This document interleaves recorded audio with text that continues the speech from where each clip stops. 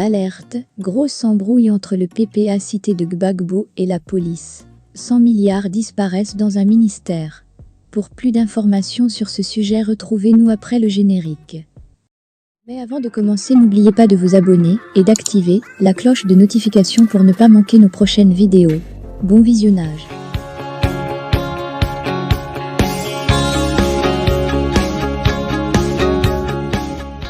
Après les élections locales, municipales et régionales, la Côte d'Ivoire a connu ses élections sénatoriales le samedi 16 septembre 2023.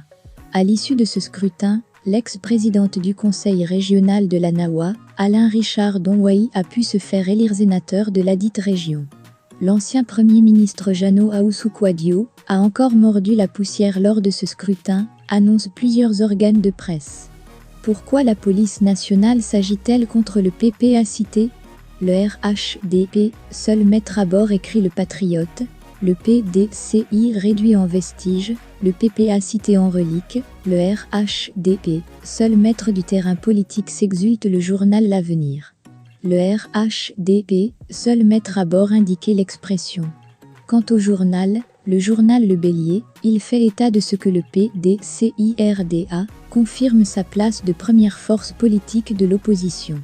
Ces éléments de police devraient être positionnés dans les endroits stratégiques de Yopougon, notamment la place Figueyo, le palais de justice. La fédération PPA Cité de Yopougon devrait organiser le dimanche 17 septembre 2023 une assemblée générale au Mont Zatro.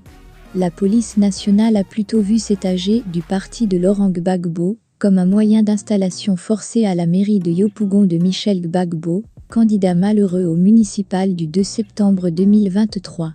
C'est pour cela, la police a annoncé, dans un communiqué, le déploiement de 150 policiers de la CRS 1 et 2 et de là-bas. Ces éléments de police devraient être positionnés dans les endroits stratégiques de Yopougon, notamment la place Figueyo, le palais de justice, etc.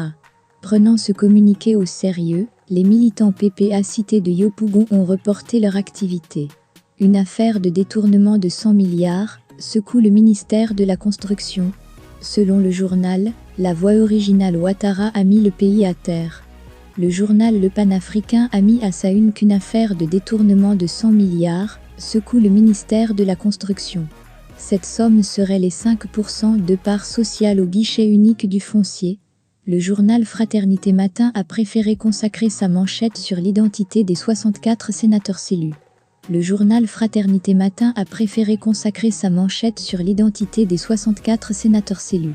Cette somme serait les 5% de part sociale au guichet unique du foncier. Selon le journal La Voix originale, Ouattara a mis le pays à terre. Le journal Le Panafricain a mis à sa une qu'une affaire de détournement de 100 milliards secoue le ministère de la Construction. Cette somme serait les 5% de part sociale au guichet unique du foncier. Le journal Fraternité Matin a préféré consacrer sa manchette sur l'identité des 64 sénateurs.